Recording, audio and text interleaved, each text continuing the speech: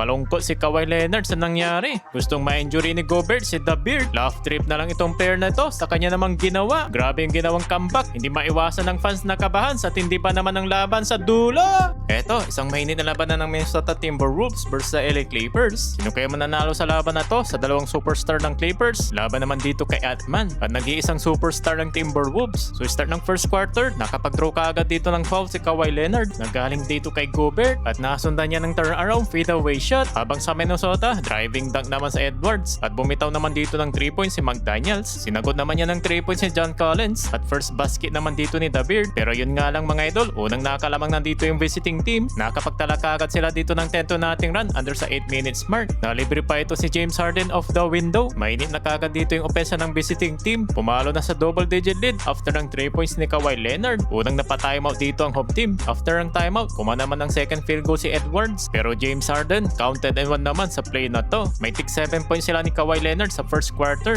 15 points na kagad ang largest lead ng Clippers so far. Wala nang isang minuto, Naz Reid hitting 3-pointers. At nakakapagpahabol pa si Julius Randle ng pull-up jumper. Lamang ng 12 points ang LA, 34-22. End of the first quarter. Sa second quarter, simulan dito ni Kawhi Leonard ng isang fadeaway kontra kay Randle. Nakamuntika niya pa ditong mablock yung rookie ng Clippers. Pumasok nga lang yung bola. Nahirapan yung home team sa depensa dito ng Clippers. At patuloy naman dito si Kawhi Leonard para sa opensa ng LA. Nakapag-commit naman ng turnover ng visiting team na nauwi sa transition ng Minnesota. Anthony Edwards, total of 8 points dito sa second quarter. But James Harden hitting 3-pointers. Umakyat na dito sa 18 points yung lead ng visiting team. Under sa last 2 minutes, buti na lang nagkaroon naman dito ng minira ng home team at naibaba nila sa 11 points lead. Eto, wala nang isang minuto. Napituhan dito si Calvo na hindi niya dito binigyan ng landing space si The Beard. Kaya naman, nabigyan siya dito ng penalty 1. And after niyan, nakapagpahabol pa ng 2 points si Harden kontra kay Randle. Papalo pa sana dito sa 58 points ng Clippers. Easy layup na sana dito ni Chris Dunn. Na airball pa yung bola. Napangiti na lang daw si Chris Dunn sa kanyang ginawa. Well, 56-42. End of the second quarter.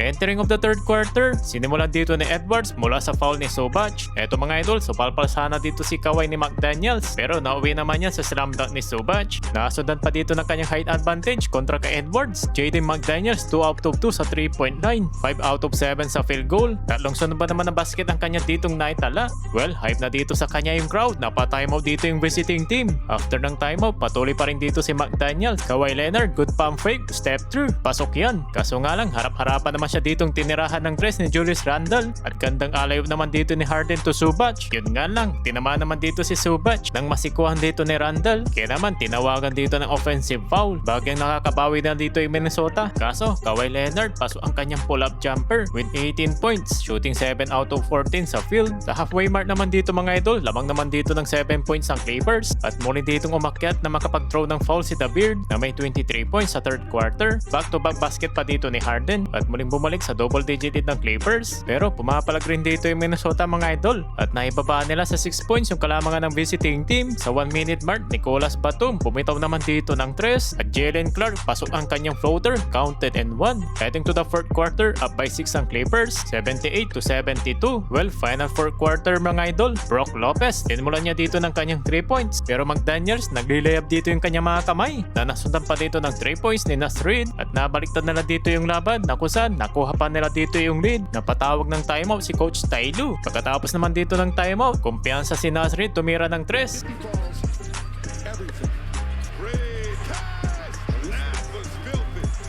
Pero pag Tanovich, wala rin ditong takot tumira kontra sa malaking tao na si Rudy Gobert. Napariyak pa. Yan nga lang, buhat opensa na sila dito ni Naz Reid. Mula naman sa corner 3. Nagse-celebrate na sila ni Anthony Edwards habang nasa bench. Napa-timeout dito yung home team. Pagkatapos naman dito ng timeout, sa 82 points ni McDaniels, walang kwenta yung depensa ni Harden. Sa halfway mark, muling binalik dito si Edwards. Si David Jensen naman dito ng 3 points. At kinakain na dito yung depensa ng Clippers mga idol.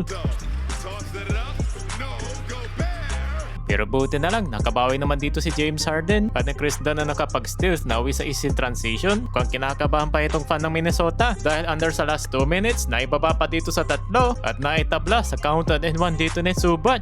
Pero nakalamang muli ng dalawa ang Timberwolves. Well, wala na dito isang minuto mga idol. Muling naitabla dito ni Bogdanovic kontra kay Gobert. Tumawag ng timeout ang home team at heto naman yung nangyari after ng timeout. Toss out, extra pass, Reed, Sa ball possession dito ng Clippers, easy driving layup na lang ni Harden at foul game naman para dito sa Minnesota. May pagkakataon naman dito yung visiting team para may tabla yung laban. Yun nga lang, hindi na ipasok dito ni The Beard yung kanyang 3 points. Kaya naman, naikambak dito ng Timberwolves yung 18 points lead.